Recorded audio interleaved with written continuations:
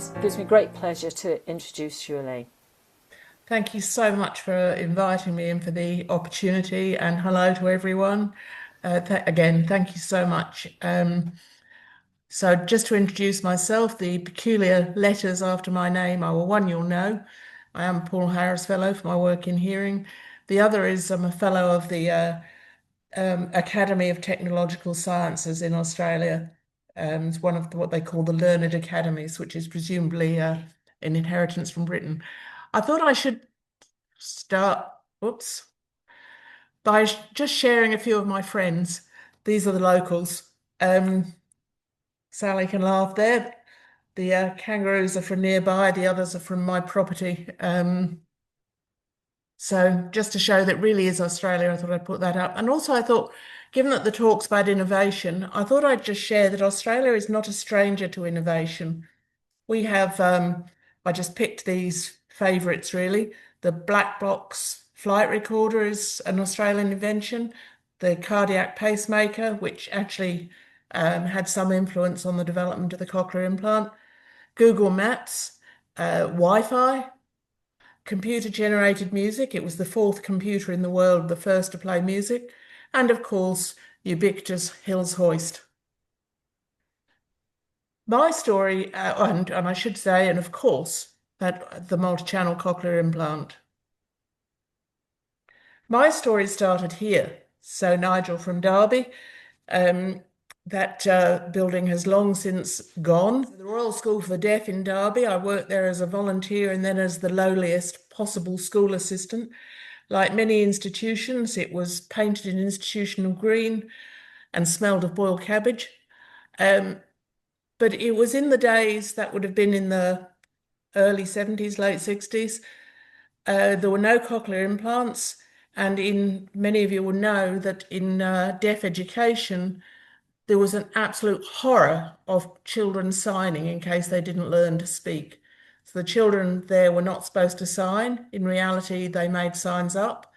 Um, but I was just struck with the fact that all these children were going to be leaving school with basically no communication. I didn't really know what to do, so I went off to university and studied chemical physics, as you do. Um, but yeah, it really affected me and was the inspiration for later work. And I thought I should just put this up just as a memory of old hearing aids.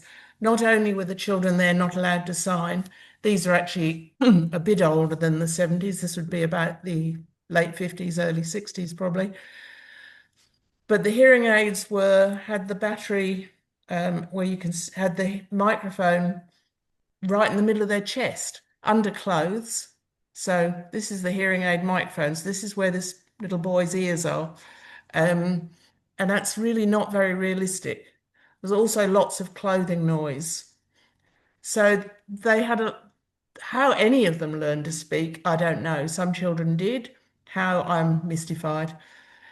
Um, so after my degree in chemical physics, I went to Manchester University to become what was called an audiological scientist, which was an invention of the ear, nose, and throat fraternity in Britain, who had noticed that in audiological practice and hearing science, the equipment was getting a bit complicated. So maybe instead of having audiology technicians, they should have scientists.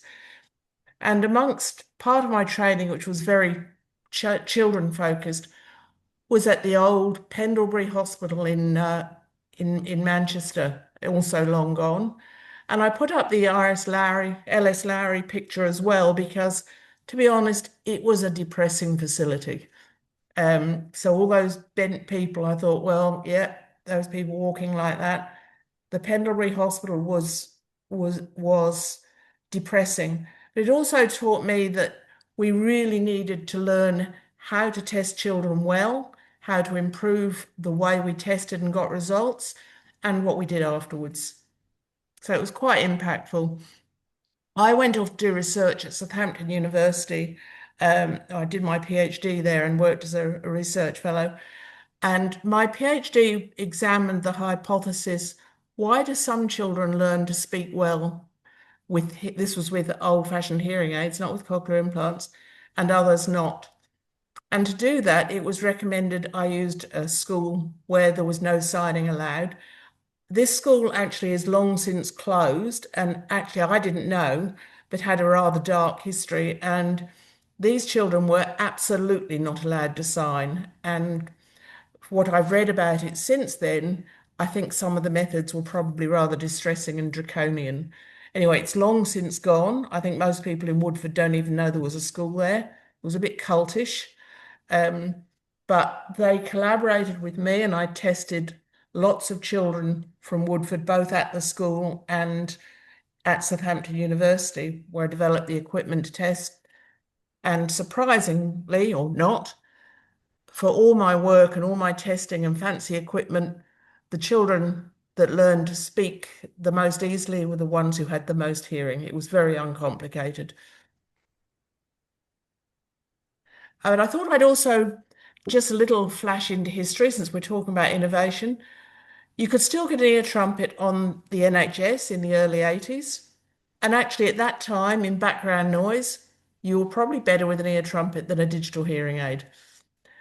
But now that many people don't like hearing aids being seen, I thought I'd just remind us that in the past, people have actually gone to great lengths to have very fancy hearing devices. But following that, since the 1930s, we've tried to make hearing aids smaller and fancier. It's really only in the last 20 years that they've got more sophisticated in signal processing, and I'm going to say more about that as we go through. So common styles of hearing aids you would be familiar with. You can have the traditional BTE with an ear mold if your hearing is not great, an open fit, which has a little ear tip on it like an earbud, which has some manufacturing price advantages. Open fit with the speaker to go into the ear, which is quite efficient, and that's what most people with mild to moderate hearing loss use today. Then, of course, you can have in the ear or deep into the canal. But the critical thing about making hearing aids better for people is, I'm not going to talk a lot about the ear other than this anatomical picture, is that when you get into the inner ear, it's what's called tonotopically mapped out, in that the sound wave activates the sense organ in a way that is high frequency through to low, down the length of the sense organ, the cochlea. That's actually incredibly convenient for making cochlear implants. That mapping is translated absolutely exactly into the auditory cortex and the brain. And if the sound doesn't get enough, if there isn't enough sound going to the brain, that mapping gets lost. And that's why with cochlear implants, we need to implant children very young.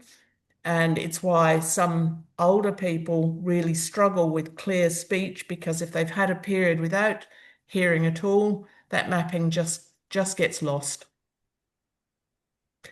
So I thought we'd then jump into the cochlear implant. And many of you will know this, but just a reminder that in hearing, the sound enters the outer ear here and then into the middle ear. What the cochlear implant does is bypass all of that. And so you have an electrode in the inner ear, and that's connected to the receiver up here, where the sound is collected on something that looks like a hearing aid, and where the sound is coded, it goes to a little coil up here, which is transmitted into the implant, which then goes down to that electrode. And I'm going to say a bit more about that electrode because it occupied a big chunk of my life. This is what a cochlear implant electrode looked like. This is quite an old picture, and you'll see that the wire goes around the outside of the inner ear of the cochlea. And Graham Clark, I've got to try and get my hands into the picture. Graham Clark, who was who led the team that developed the multi-channel implant in Australia, always said that this was like if you had a snail shell or a beach shell, and the electrode went in and it's straight and it kind of curves around that outer wall. There are challenges on Zoom. So it kind of goes in straight and is forced into place simply because it's curving around the inside of a shell. We know, though, that the hearing nerves are in the middle here. So it was long a goal that if that electrode could be nearer the nerve, it would work better. But it's challenging to do because when an electrode is put in a cochlear implant, it goes through the skull and it has to be straight because it's got to go down a kind of tunnel. So the challenge was, how do we get something that's straight and goes down a tunnel to curl up when it gets in? That was quite a big challenge, which I occupied quite a few years of my life. The reason I gave it this title is I wrote a book, and my business partner, Peter Blamey, suggested that I call the chapter about the cochlear implant the curl at the end of the electrode. I thought it was quite good, so I borrowed the title tonight.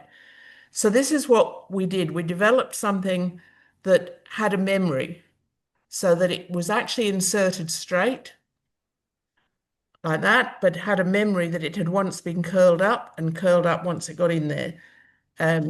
So that the X-rays would look like this, where you can see the electrode is close to the nerve. This was quite a big step. This was 20 years ago, and it's been refined since then, but that was the first big change in the electrode in a cochlear implant. It was a successful piece of work, but it wasn't at all trivial. During that research, when we had volunteers, let's say, and I'd say they were pretty brave volunteers to try a new device, we would do hours and hours of research with them. Wonderful volunteers involved in cochlear implant research, the volunteers being the recipients, absolutely wonderful people.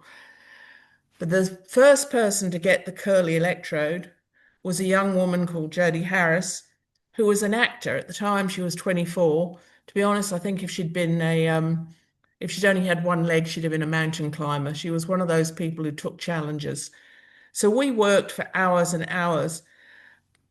During that time, and we wasted a lot of time probably, we got to know each other quite well, but during that time, she had a fellow student while she was at drama school write a play about her, or for her, or about her, called Sound of Waves.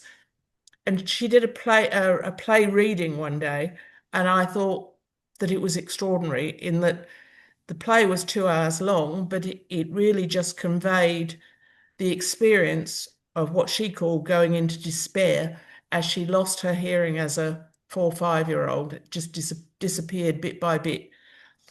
And this play really it's done as an allegory where she little by little turned into a fish and went below the ocean and was then rescued by something that was the allegory for the cochlear implant. So it was a very, very small thing that it conveyed, which was just the despair of losing the hearing and then the joy of getting the cochlear implant. The play was performed. So I technically made me a play producer. I had no idea how much it cost to put on a play when I started. Turns out it's quite a lot. But it was actually quite critically well acclaimed. But Jodie was a participant not just in getting her hearing, but in really helping many other people get good hearing and conveying to Melbourne audiences what it was like. I'm going to leave cochlear implants for a minute because the next big thing in hearing was there was a small company in Canada that developed a tiny computer chip that needed very little battery power to run, but was quite powerful in terms of signal processing. It's that. We saw that as an opportunity to develop new signal processing algorithms for hearing aids. I think in my mind, I thought, well, you've got Intel and Microsoft. It'll be our company and this other chip company. Didn't quite work out like that. But it did change hearing aids forever. So this hearing aid was actually produced. It's a real one. It was produced in France and it was called the Transparence. But it's very handy for displaying that little chip And I want to then just go into something about getting the loudness right, because the next step in, let's say, in innovations for me was away from the mechanics of a cochlear implant electrode and into signal processing. And while I was working in research, I was with Graham Clark's team at the Bionics Institute. My colleagues were charged with developing something so that you could use a hearing aid and a cochlear implant together, one on each ear. Turns out the challenge there is that you really need loudness to be the same for both, and getting the loudness right was tricky. But what we discovered, or really what my colleague Peter Blamey, who was the inventor, discovered, was that the loudness in hearing aids was kind of all over the place. So he developed something, and I'm going to show you a video, so I hope this plays.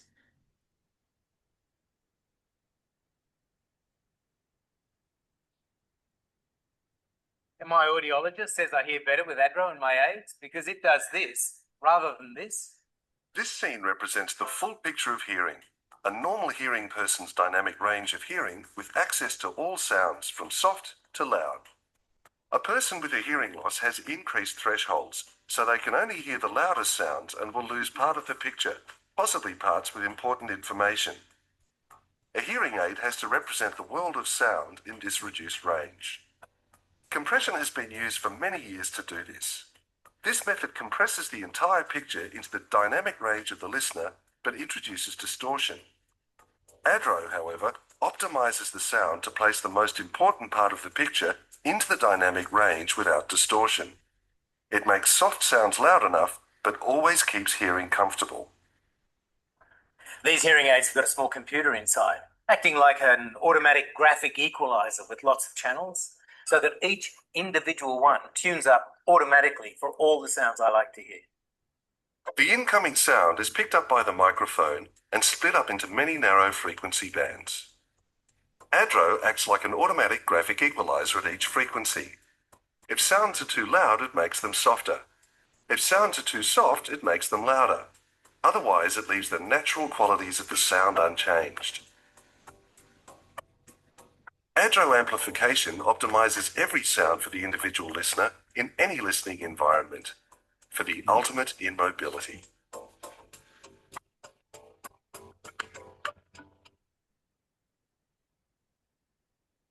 Hope that came through right.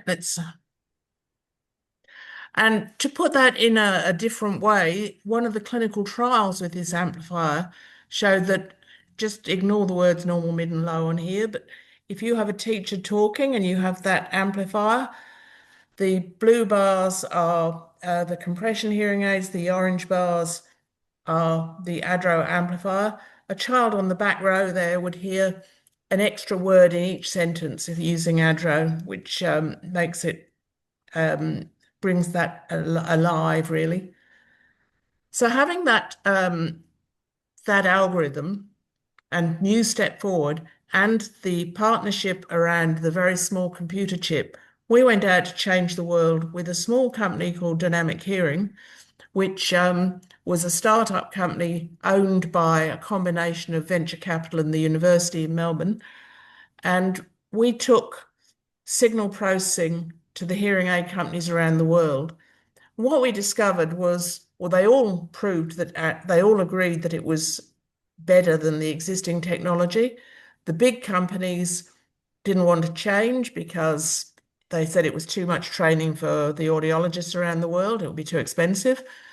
The second tier companies did take it on, but we also found that every hearing aid company, big and small, had their own engineers who didn't want to be disempowered. So we changed our business model quite a lot. And what we did was develop an operating framework, just the same as you have an operating framework on your computer. And we did it for several different chips, including ones with Bluetooth connectivity. And specifically because there's a lot of people in Britain there, we work closely with Cambridge Silicon Radio, as they were then. Had a lot of visits to Cambridge and formed some good partnerships there. And we developed a whole sequence or whole series of different algorithms for hearing aids. The amplifier, something to stop it whistling, um, something to help with noise reduction. And we would offer them a kind of mix and match package and formed partnerships with many hearing aid companies around the world.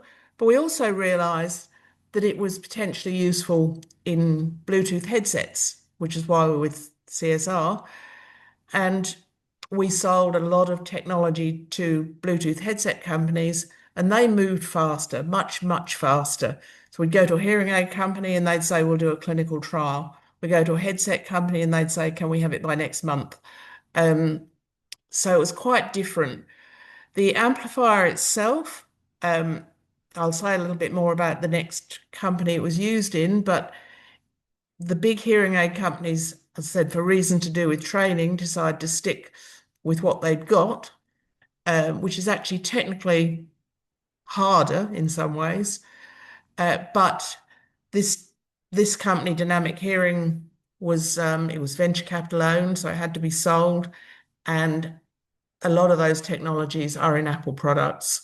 In particular, I don't know this for sure, but make an educated guess that it's in the Apple earbuds.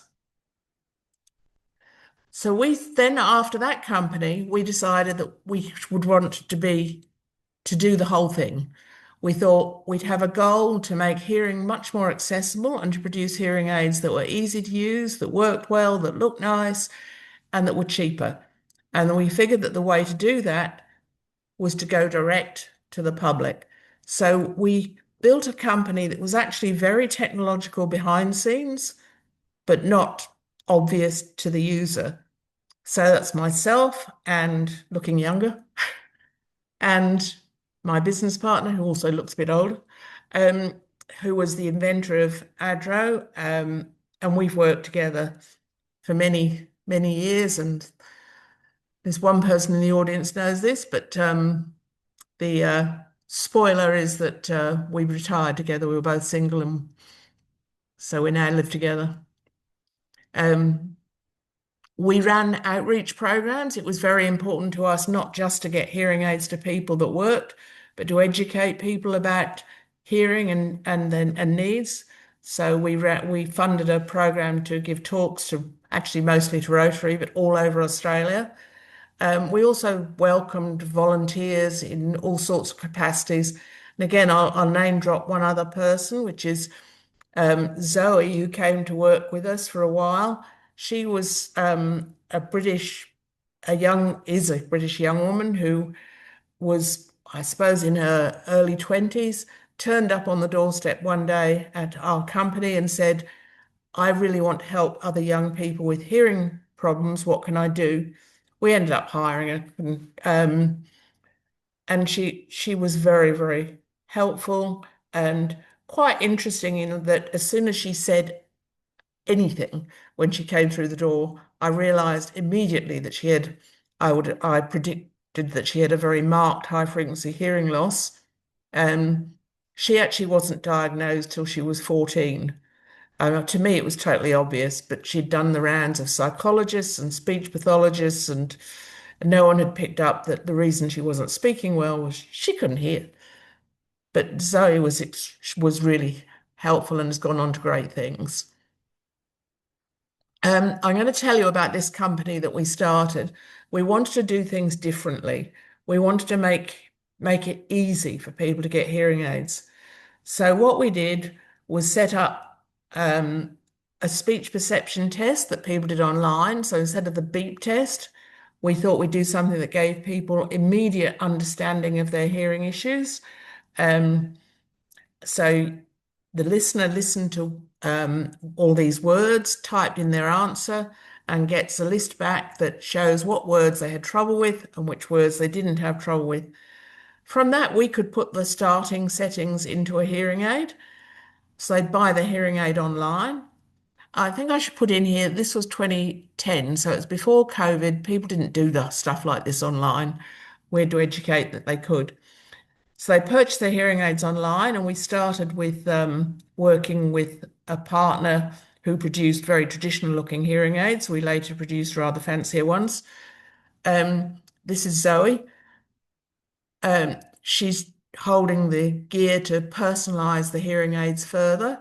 And the way that they were personalized is very easy. They were using HTRO, that signal processing that I described, and all the listener had to do was listen to 4 beeps, make them sound about the same loudness, and they were good to go. We also recognised, though, that people needed support, so we had a telehealth team, and we started with this young man who actually was at that time living in Somerset. We wanted to have somebody trained in England, so we put him through audiology school in England, as our long-term plans had been to work in the UK as well, and we had to have the right regulations and the right training. He still works in hearing aids and is a very, very good audiologist, I think. Behind all this was a lot of connectivity. Everything went into our central database. And that gave us a lot of advantages. One, we could see if anyone was doing anything stupid with their hearing aids, which we picked up occasionally. 2, we could help people if they phoned up and or contacted us. We could help them straight away because we could see what was going on. If they lost their hearing aids, we could give them a replacement set up the same way, and we could do research. And we got a permission from everyone that we could use their data for research. So we were able to publish papers with thousands of participants, where most hearing aid research papers would say 10 people with hearing aid X, we would have 5,000 with hearing aid X. And so it was a big advantage to us having that connectivity. So we were very responsive. It worked very well in Australia because, as I'm sure you're all aware, Australia is often described as a country with 5 cities and a desert. A lot of people live quite remotely, and we'd find that we could help people in quite remote towns. Quite often someone would find us and we'd suddenly find the whole town was using our hearing aids. When we made our own, and it was important to us to make them in Australia, we had a very big difference to every other hearing aid. Unfortunately, this is not available anymore, but we separated, if you like, the smarts of the hearing aid from the rechargeable battery. Had a quite nice little case. What that meant was that you could just change if the battery in your rechargeable hearing aid went flat, you didn't have to put it in a case overnight. You could just flick in another battery. It was always ready to go. The design, we came in 4 colours. The design was faceted and it was called the Facet. Jumping forward, we accepted an offer to buy the company from a big hearing aid company, and they took all our technology out of it. To be honest, from an economic and business perspective, I'd probably have done the same, but it's a shame. So I'm going to jump now to kind of the future, and so that there's time for questions.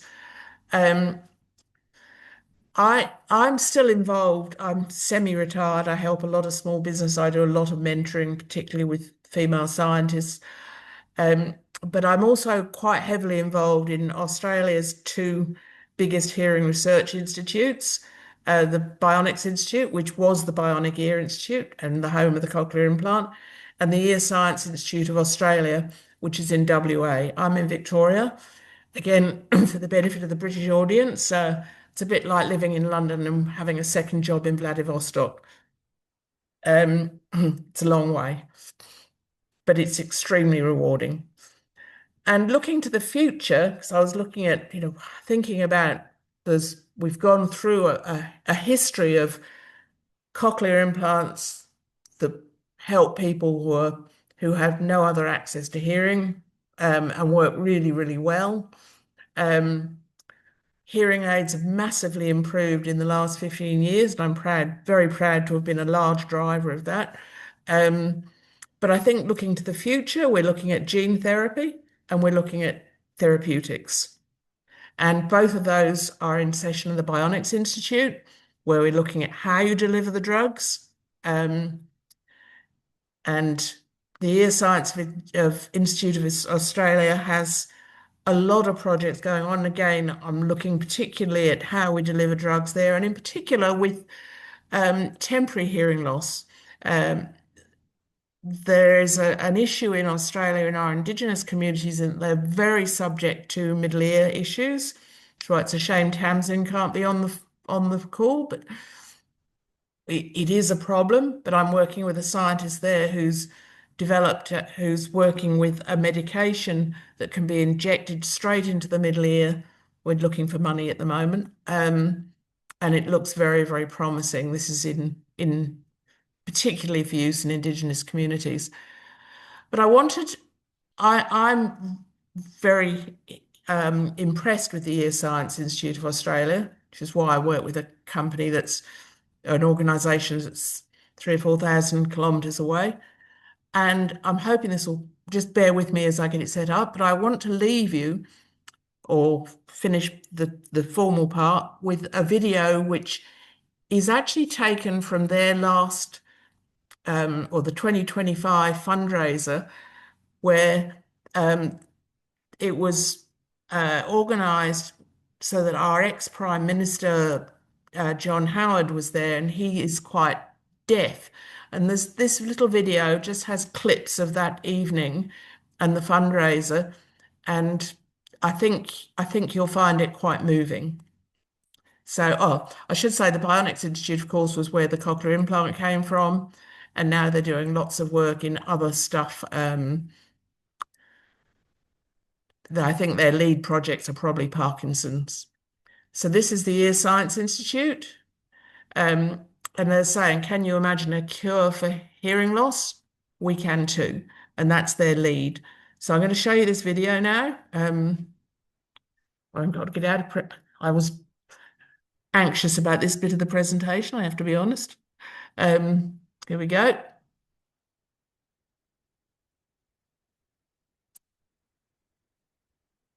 The skill of Australian medical research is fantastic, and we all have a streak of philanthropy in us. I think most of us do, and we need to provoke it. The Aussie Ear Bank represents a vital scientific resource that has the potential to accelerate scientific discoveries and transform the lives of the 1 in 6 of us who experience hearing loss. I remember sitting with the audiologist and she said to us, he's profoundly deaf. And I'm like, how can this happen?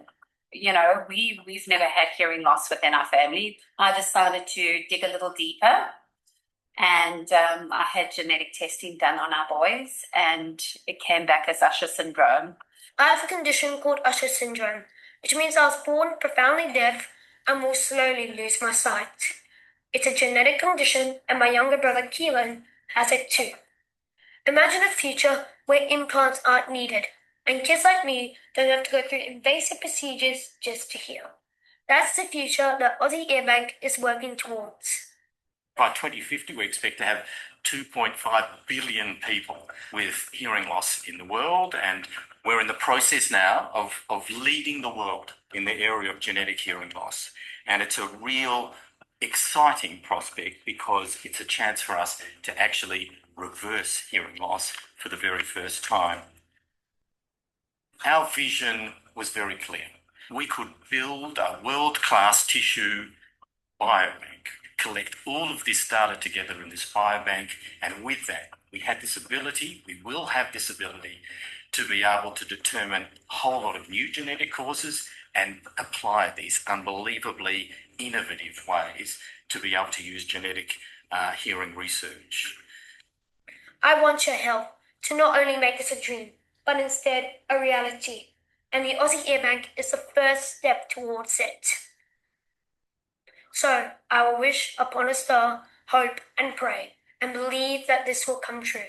Thank you for supporting Ear Science, and thank you for supporting all of us. I thought that was a good place to finish, so I'm happy to take questions. Lovely. Elaine, I'm sitting here I'm in tears. I think it was the little boy at the end. Yeah. I've written down, Brings me to tears each time. yeah. I thought, oh no, it was the wish upon a star. I mean, it's just absolutely amazing what you've done.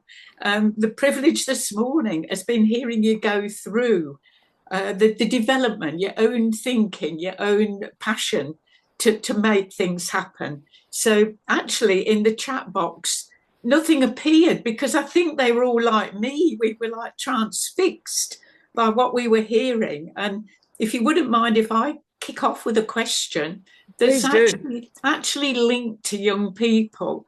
I think you're aware of one of the things that we do with the hearing ambassadors is the sound warriors, which are the young people, and the drama that we do with them.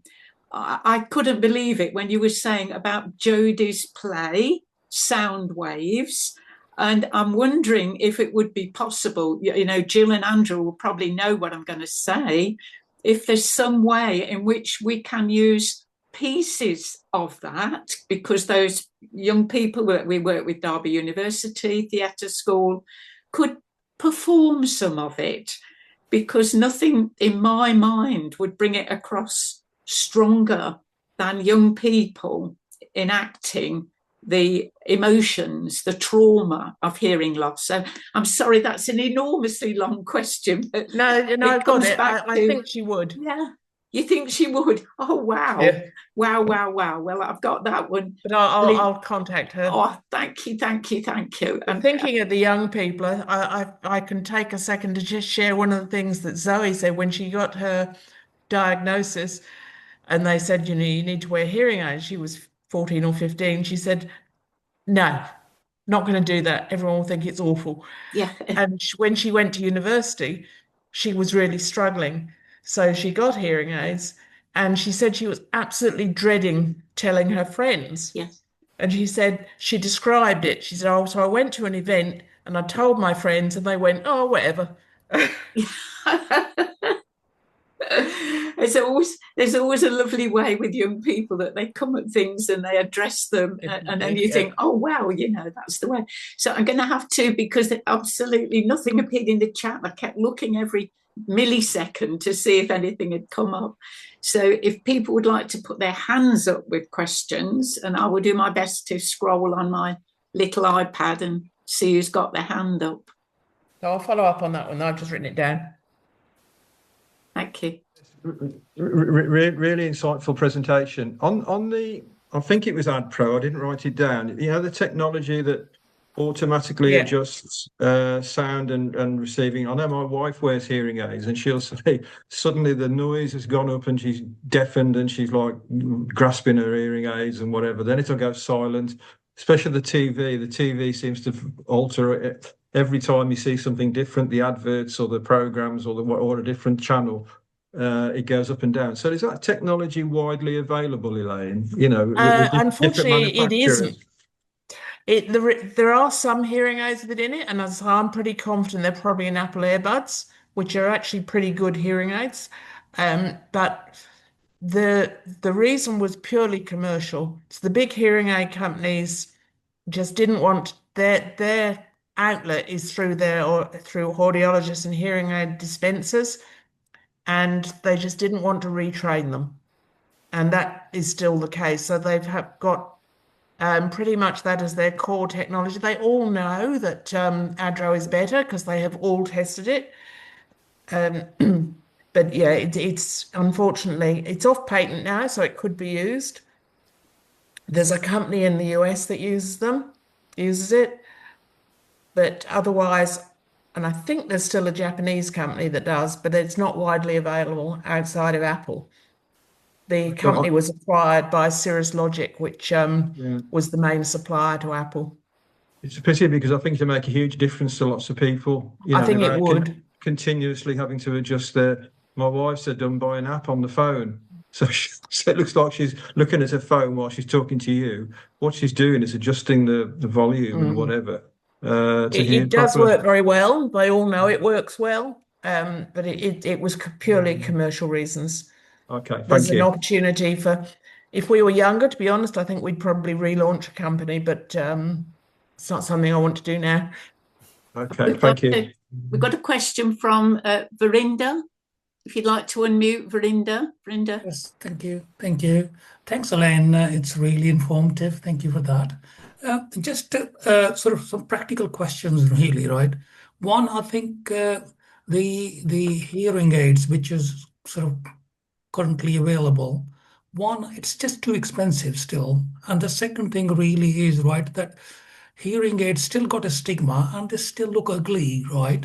Whereas if you think about the current technology, really, that little earbuds and everything else, right? The phones, the whole thing has gone sort of, so explosive in technology.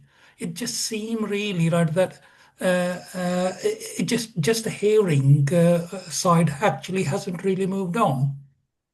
It's a very good question. The pricing is, and I think it's outrageous. That's why we started our company, and we were selling hearing aids for very much less. It's at multiple levels. I mean, the hearing aids, they're consumer device. They don't cost a lot to make anymore. The research costs a bit, but they are overpriced, massively overpriced. I think we tried to change that, and as a result, I'll give the sales story because it's relevant to this. We were actually approached by Bose to buy the company, the headset people, and there were several players in the hearing aid industry who really didn't like the idea of a big brand like Bose owning a technology that worked. So we got an offer and we were in our mid-60s. So we thought, well, it's now or about 10 years' time. So we sold it. I sometimes regret it because I get an inquiry probably every week about getting access to good quality, reasonably priced hearing aids. They are overpriced. The stigma, we looked at that is in a slightly different way. We thought we'd try and making them smaller and smaller and smaller it just introduced a new problem. There are many elderly people who simply cannot manage their hearing aids because they're too small and their fingers don't have the sensitivity. So we tried to make them prettier. And I do actually have another video that I could send to, best to send it to Jill,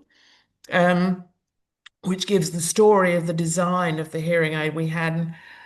The interesting thing about the designs that we embedded a particularly good designer in the company for a couple of years before she did anything, so that she'd really get to understand the issues and the people. And she took herself off to Melbourne Museum and studied the crystals there.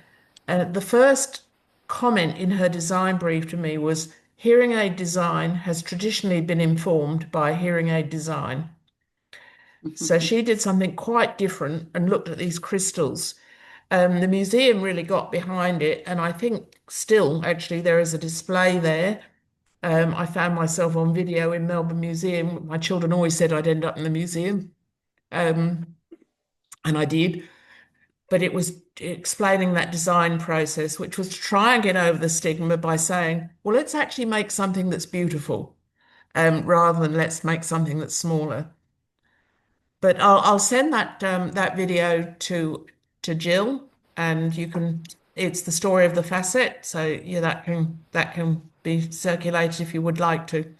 Yeah, thank you so much for that. And if that's okay, Elaine, I'll put it on the website. I'll put it on the website with this recording so that it's available widely to people. Yeah, that would be absolutely fantastic. So interesting. Thank you.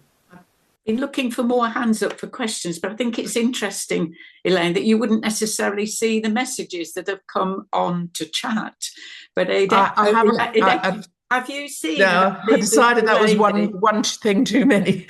Yes, with Alison had put on that she'd come on out of curiosity because she teaches older people, and she'd been riveted. How kind of interesting that I started off with that.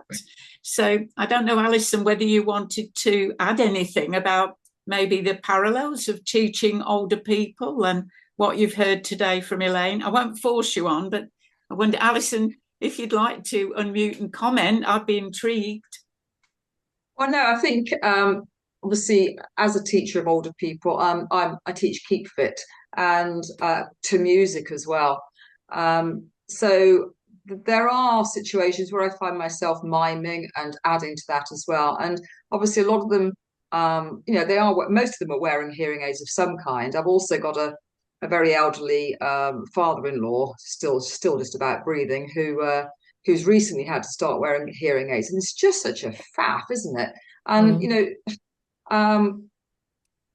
I've just been told I'm starting to lose my lower ranges as well, so it's coming my way as well. And I think most of us are going to end up there because natural aging means that we most of us lose our hearing in some way, shape, or form. So it's coming to pretty much every one of us. But also just seeing well, I think it was interesting what you said about when you first started off and about how people who are profoundly deaf still can actually speak English. I have no idea how they actually manage that. I'm absolutely curious about and astounded by how people that have never heard the words spoken actually can speak and communicate in both. It's just fascinating. I'm fascinated by anything that of the mind that you can't actually see or touch. So it's, as I say, it's got nothing to do particularly with anything that I'm involved with, but it was just yeah. Well, it possibly had. I think listening to you, what one of the enemies of hearing, whether you've got hearing aids on or not, but it's probably worse with hearing aids, is reverberation, and other people's voices. And you can do a lot with. I have a sort of little bit of a campaign, Sally will laugh here, wandering around Wood End, asking them where we live, asking people to put up acoustic panels, which are quite cheap, and it really helps with reverberation. Well, yes, and it's quite interesting also that one of my village halls, I'm also a Wiltshire, a local elected member in Wiltshire, and one of my local village halls has just come to me and asked for some money towards acoustic panels because they are finding it very difficult to hear within their own hall. All of the hard surfaces that people are now putting in because it's easier to clean is actually the enemy of anybody with hearing. Absolutely. I also get incredibly furious with people that stand up and say, I don't need a mic, I can speak loud, and I just want to kill them, quite frankly. I did actually have quite a campaign going at one point within our Rotary Club, insisting that everybody uses a microphone. And people that shout and the fracturing of the sound that is received by anybody from people shouting. I'm one of these people that will always try and speak low and clearly because that's my understanding is, and you may well correct me, but that is the best way to actually to give the most people the opportunity to hear what you're saying is to speak clearly and to speak relatively quietly, but no shouting. So I'm a projector when I speak, which is something that I do naturally because I like communicating, but also I've actually had that validated in recent years that is the best thing to do. So I have nobody in my family that has any sort of deafness per se, apart from age-related hearing loss. But I do think as communicators, we should all be absolutely mindful of the fact that there are people out there that don't like people shouting at them, that it actually doesn't. Just going back to the microphone thing, I do remember there was an article I found on one of the Rotary pages about the importance of using microphones, particularly when in the days when it was very much about hearing loops and being able to tune into hearing loops, because that was I don't know whether that's still the way to go, but you can't tune into a hearing loop if you're not using a particular type of microphone. And we've got to be more inclusive. And the fact that people wear hearing aids, you're talking about the young lady who said it was there was stigma attached to it. Actually, I find if I spot a hearing aid, I instantly go into even more clarity of my communication. because I think it's actually right to try and do that. So I've you. just occupied about 3 or 4 minutes of your presentation. Oh, So I will shut everything up. you said is great. What you said is terrific. I'm just going to throw two things out there. One is schools and children. And I've been reading about how a lot of schools are glass. Been reading about the heat wave you've had, and that leads to dreadful acoustics. Sometimes I think it's like taking all the children to the pub for their school lessons. Well, I think that might be better because they have ice in the pubs, don't they? The other thing in relation to the loop is Auracast. So I'll leave you to look that up because we haven't got time to talk about it now. But Auracast is better, cheaper, and easier.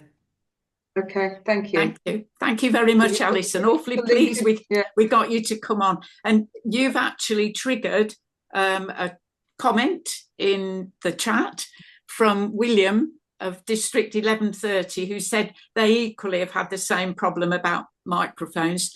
Jill, I wonder if you'd like to come in on that bit, because Jill was the pioneer in our district, in District 1220, Elaine, as I think you're aware. So Jill, I wonder if you want to comment on some of the practical things you did to help our Rotary clubs. Yeah. So I'd love to do that. So a lot of it was through the support that we've had through District 1220 and creating our charity that we call Hearing Ambassadors. And we've just been round to lots of clubs in our district and beyond, just to talk about hearing well-being. And that we say that it doesn't matter whether you're 1 or 101, we've got something that is of interest and relevance to you. And as we went round to clubs, or as we go round to clubs, we actually found that people kind of fess up and they say, well, actually, I've got hearing problems. And I have been asking people to stand when they're addressing the meeting, or to talk loudly, or to use the microphone, and people just don't listen. And we found that after one of our talks, people have got a lot more empathy and a lot more understanding about hearing well-being and how they can keep their own hearing in good shape as well. So here's a plug. William and Alison and anyone else, if you would like us to come round to you, we travel anywhere, and we don't actually make a charge at all. It's about passing the message about hearing well-being on to as many people as we possibly can. So please do get in touch with us, and we'd be delighted to come and visit. It's one of those mornings that will certainly go down in my diary as an incredibly memorable one, and lessons learned. Thank you. So thank you. And I'm going to hand back to Jill, because we hope people who've come today will come to some of our other talks as well. Jill, over to you. So thanks, Elaine. Okay, my pleasure. Thank you. I'd like to echo, thanks, Elaine. Echo Thank you. Cheryl's thanks. It's just mind-blowing. And I've certainly made lots and lots of notes of stuff that I've learnt about. What I'd like to do is, just before we go, is to tell you a little bit about the next presentation that we're going to have. And this is actually picking up on one of the themes, schools. And in our own little village in Derbyshire, in Eyam in Derbyshire, we have a young lady whose middle child was born hard of hearing, and he was diagnosed at birth, and he really got very little support, started school and was struggling a lot. And so what this young lady did was she helped to create some hearing awareness in the school of only 60 children, get some sign language going, and now she works for the Children's Deaf Society. And it's just a story of how one young mother has actually changed the lives of lots and lots of people, and how she has developed and grown through adversity. So I think it's going to be a cracker. I think it's going to be really interesting, and that will be sometime in September, looking to an evening meeting again, so that she will have put her children to bed, and she got time to spend with us. So I'll be sending details of that shortly, when we know exactly when the timing is. So do come along to that if you can. Okay, so it's just now for me to just close the meeting and thank everyone for attending, and hope to see you in September, and have a fabulous, in this country, fabulous summer holiday.